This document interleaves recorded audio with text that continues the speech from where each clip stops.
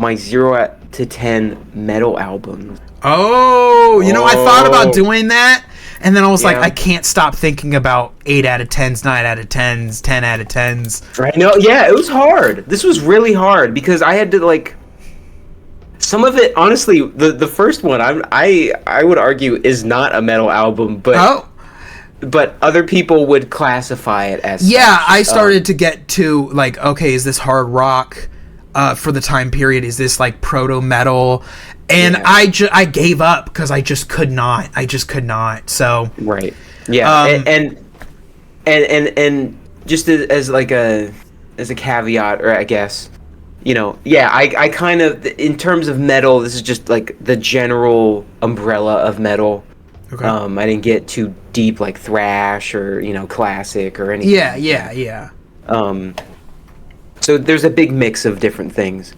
But number 0 is Saint Anger by Metallica. Like, what? Like, it's not metal. Why would I ever listen to this? Why would I ever go out of my way to listen to this outside of just experiencing how out of place it is? Honestly, when I think of Saint Anger, I don't know the time framing, but was Saint Anger them trying to be Nine Inch Nails? I think they were heading in that like more like gritty. They were like, this is the industrial sound. This is the way things are gonna go. So let's jump on the wagon, and yeah, they just can't.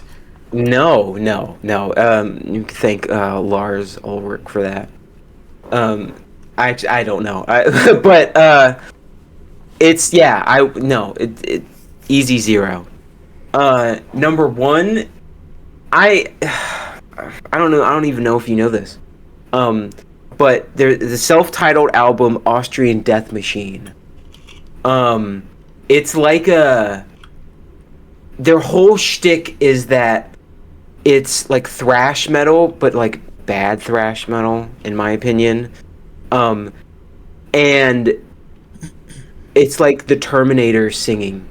It's like Arnold is singing all of these songs, and they're all about like Arnold stuff. And it's like you had a gimmick for this band, but you didn't focus on the music and like whether or not that sounded good in the first place. Like I understand wanting to do something like that, but like, and I remember being excited. I'm like what? Like this is cool as hell. This is a very silly, fun, cool idea. But I can't listen to it. I feel that like there's so many metal bands, or it's like, it's the whole point is like a tongue in cheek, and it's like, I don't want to listen to like the Ned Flanders Oakley Dokley just because it's like, they all dress like Ned, but they're doing metal, and it's like, well, I don't see that when I'm listening to this. Is the music good? Exactly. What are we doing here? What's with this? Exactly. Why does metal have to have a gimmick? Yeah, and even then, it's like, okay, I listened to 2 songs. I get it now. I get it. You don't have to keep fucking beating me over the head with the same joke. I understand. It's like watching Saturday Night Live. You know what's crazy is I'm sorry to derail, but I was playing I was playing Gex too. Oh no! 1997, and he made a joke about how stale Saturday Night Live was in 1997, really? And I was like, whoa! That's incredible. See, Gex knows what's up. Gex is goated. All right, I don't care what anyone says. Number 2. Oh my god, this one hurts. Is Megadeth's Dystopia. That does hurt. God. That does hurt. Oh my god. I remember because I remember getting into Megadeth, and after I was like really into them, I had listened to like most of their albums and everything. That was the new album that was coming out. Yeah, the same thing happened to me, because I was like, we didn't even know that, Super Collider was like the beginning of the end. Yes. And then Dystopia, I saw it all over at Target. It came out, and I was like, man, this this is awful. This is an it's awful terrible. album. I went out on day one and bought it. I don't do that. I don't do that with albums. But I did it. And I was like, there wasn't even a moment where I was like fooling myself. I was like, this is terrible. It sucks when you're sitting there, you actually wanted to listen to something and you're like 2 or 3 songs in, and then the facade is waning off like, oh man, this is just bad. You're like, oh, maybe it'll get better. 3 songs in, you're like, this is just awful. Oh, you get a pit in your stomach. You're like, what happened? Mm-hmm. You have forsaken me. Right, I spent how much on this? Like things won't be the same, and that's the realization that whatever I loved from the past, I'm not gonna get that again. Yeah. And it's like listening to fucking InfoWars for 45 minutes, you know. So I understand. I guess maybe I appreciate the need to vocalize some of that, but it's a terrible album. It does not sound good. Yeah. Number 3, this one is a little bit of a guilty pleasure, but it's like, when am I gonna listen to this? It's Manowar's Warriors of the World. Oh, really? Really? Yeah. That's a guilty pleasure for you? Honestly, I fucks with it. It's the songs I like on that album, I do really like. Yeah, I won't deny that. I know it's like it's Man-O-War and there's like a burly man on the cover and like with the swords and shit, and it's like, yeah, we get it, but honestly, kind of slaps. I mean, yeah. You could make a lot of arguments for this album. And like there's never gonna be a point where I say this is like expressly bad. I will say there's definitely parts that I just don't ever need to listen to again. Yeah. But the songs that are good, I'm like yeah, I'm not forgetting this. I'm not forgetting about Warriors of the World, the song. Like it's a good song, but as a package. Yeah. You know that's why it's there. Yeah, Man-O-War is definitely like you pick and choose and you put it in a playlist. Yes, exactly. And it's also like you either love it or you hate it. You know, because like I totally understand why someone would not get down with Manowarbecause it is all the same thing. But the songs that are good are really good, but they're just, you got to cherry pick them, you know. But yeah, number 4. Oh, this one hurts. This one also hurts. And the only reason it's higher than the previous one is because it's Iron Maiden. Oh. A 4 out of 10 for Iron Maiden? What you about? Yeah. Are you talking? I think I know which one you're going to talk about. It's Fear the Dark. Yeah. It's Fear the Dark. Yeah. Yeah. That album sucks dick. I'm sorry. It's so bad. It's so bad. But it's like half of it I can listen to and like either go, you know what, I actually like this song, or like, you know what, this is an alright song. I'm not gonna. I'll deal with this. This is fine. Like Judas, My Guide, is I think that's a fine song. It's not one of their best, but like I'm like, yeah, okay. But then you get into like Weekend Warrior. I've heard you talk about Weekend Warrior so many times, and it blows your mind. Yeah, it makes me want to blow my mind out of my skull. Yeah, it's so bad. Oh my god. Oh, I was gonna play like some sad chords. Yeah, it's just, it's in, and more so out of anything, it's just so disappointing. Yeah. But to say it's that's why it's above the other ones, because it's still an Iron Maiden album. So the songs that, or even the parts of the songs that are really good, like Afraid to Shoot Strangers, that's on there? Yeah, that's like that's a great song. That's one of the only songs on that album that is in a greatest hits. Yeah. And then Fear of the Dark is only because of the live versions. The song itself is like, okay, it's really a a live version song that you need. Yeah. And I do like the studio version, but I feel like the more you listen to it, the more you realize how simple it is. Yeah. And it's only really the solos that really take it to the next level. But you could say that about a lot of Iron Maiden songs, honestly. Yeah. With no disrespect. I understand it being a 4 out of 5 because, especially stacked up to the rest of their albums, are so based. Yeah. For the most part, I mean, we're not talking about, when Bruce Dickinson left, or Virtual 12 or whatever. Yeah, or whatever. We're not talking about those, but with it sitting there, it's like if any other band had this, it would be like, damn, this was a good try, but it's in the middle of, kind of in the almost marked the beginning of the end for Iron Maiden. Yeah. Almost. It was in the middle of their discography, and then I want to say, like, after that, Bruce Dickinson, they did some stuff. He left, and then he came back. But when they came back, Brave New World's good. I like album. From Fear to Eternity. I love From Fear to Eternity. That's also good. I remember when Satellite 15 came out. Mm-hmm. What the fuck is it called? Satellite 15.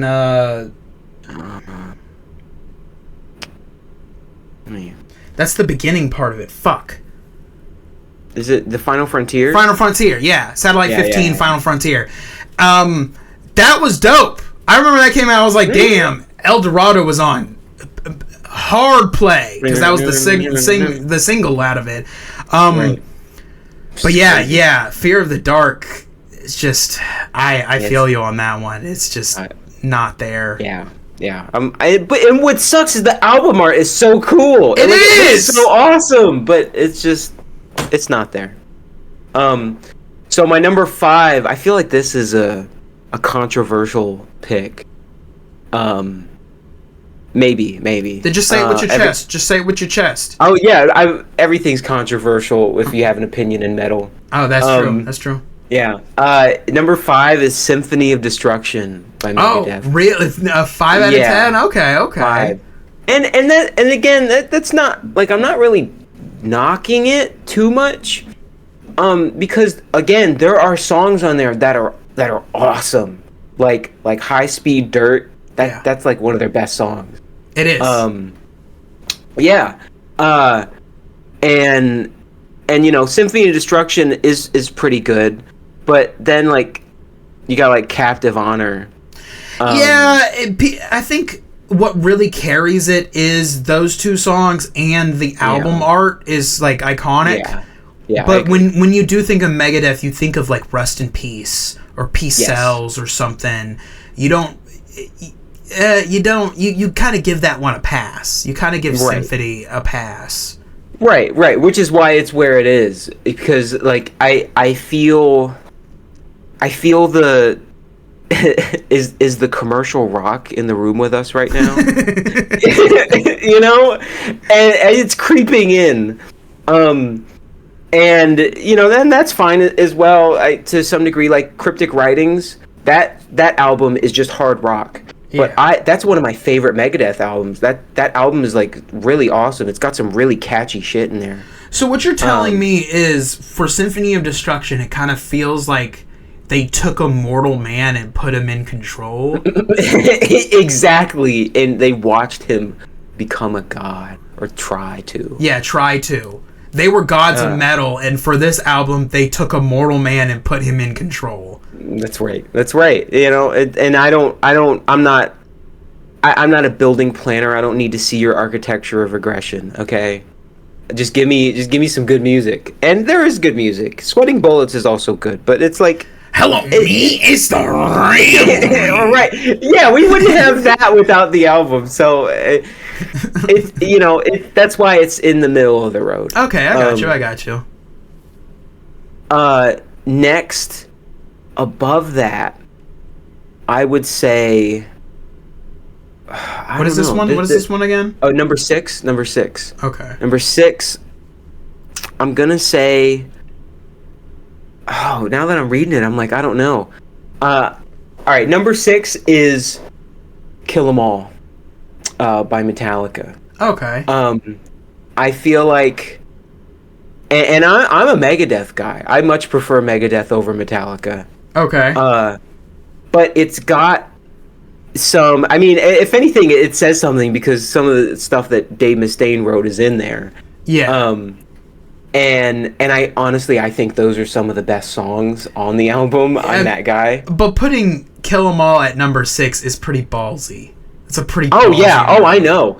But because, and that's, I know that's kind of a crazy thing to say, but like I don't think it's a bad album at all. But I feel like some of those songs just aren't. They're not to where they could be, you know.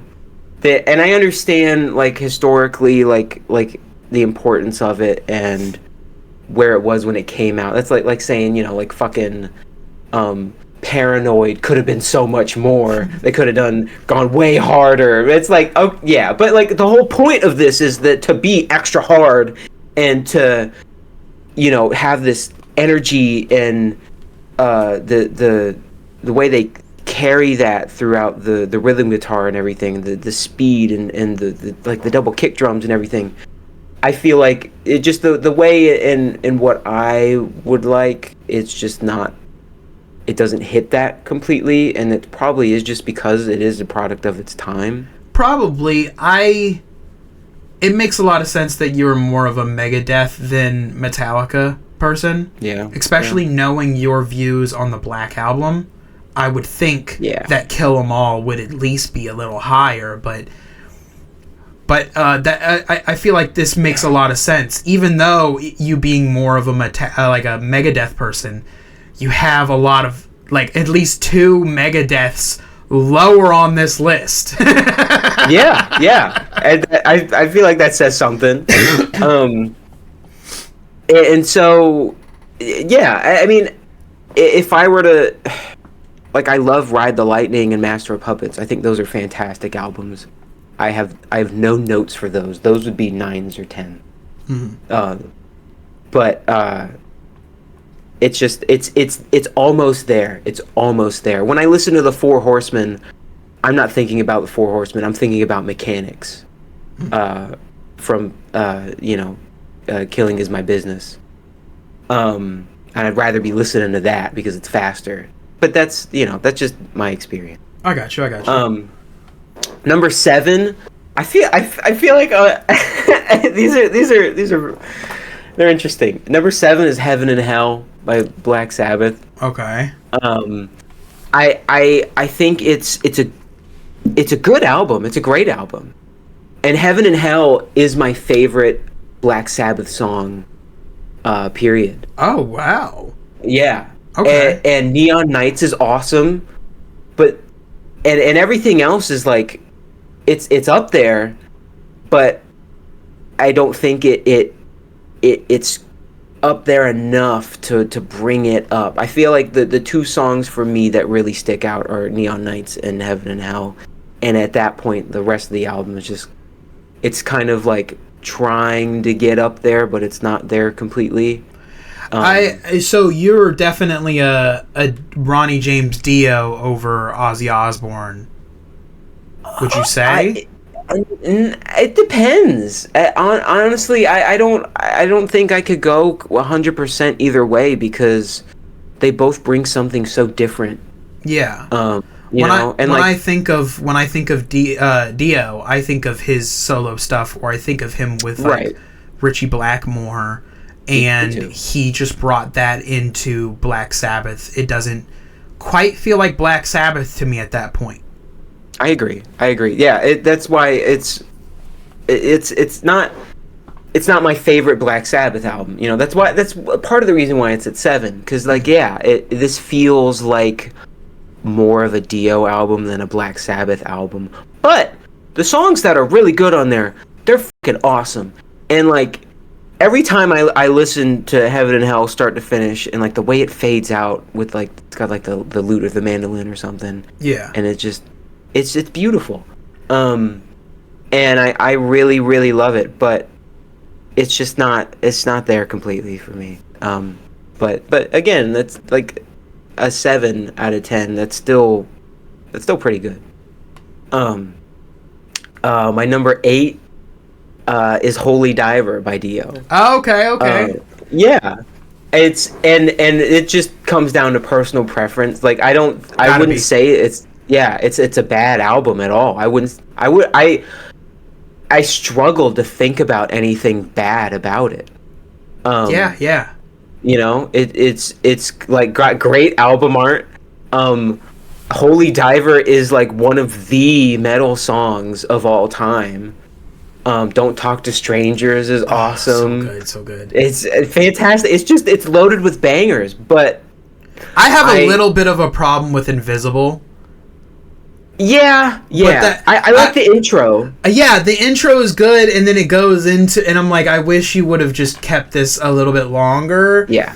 But I do appreciate like the sentiment of Invisible. Yes. Like the lyrics, what it's about. Yeah, what the song is about, and the topics that he touches on in Invisible, I appreciate coming from a metal background in the time and period that it came out. But the opening of it is so awesome, and then it goes into like a typical Dio song. I'm like, you had something there and you lost it. Yes. That's little things like that, I think, kind of steer me in the direction of putting it as an 8. Where it's like, I can't say this is bad. It's still good, but maybe it's not exactly what I was initially expecting, or like there's something else there that could have been tapped into. Yeah. Like you're saying. But it's still a fantastic album. Like I fucking love that album. It's great. Yeah, to me, it's definitely better than Dream Evil, but I catch myself listening to Dream Evil more.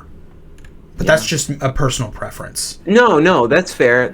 I think the standout songs on there are really they I don't know, they stand out more. They're more I don't know. I don't know.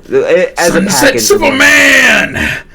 Yeah, but again, that's me. I would ultimately agree with you. I might put it at like a 9 or a 10, but it's understandable to be at an 8.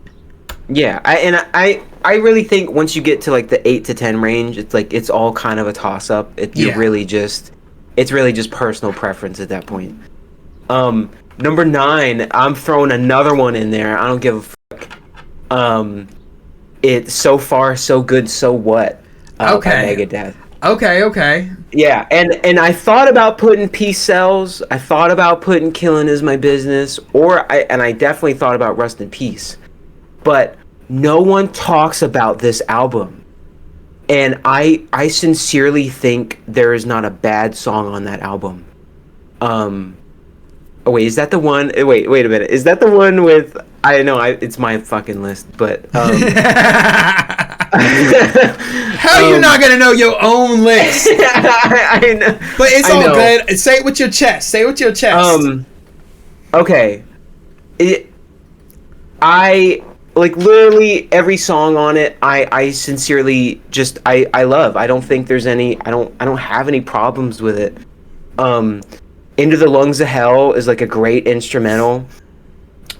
Set the World Afire is, it's just I like how it like uses like, you know, the ink spots and everything, and it sounds great. Mary Jane's a great song. The solos in that are just fucking awesome. In My Darkest Hour is like one of the most like raw and like sincere like metal songs I've ever heard, that like keeps the intensity but also is like really like personal and emotional.